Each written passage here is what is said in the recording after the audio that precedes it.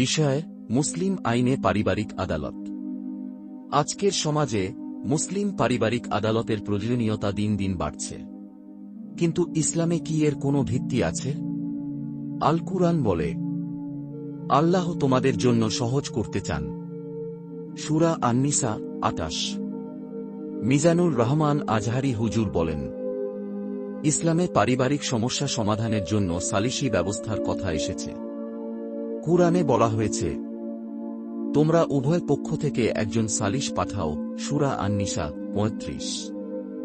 হাদিসে এসেছে, তোমরা নিজেদের মধ্যকার বিরোধ নিষ্পত্তি করো ইনসাফ ও রহমতের সাথে। সুনান আবু দাউদ।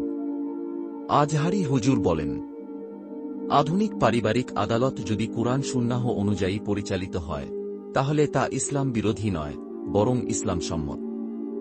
তাই বলছি ভাই, ইসলামের আলোয় ঘর বাঁধো, আদালত নয়, সালিশে শান্তি খোঁজো।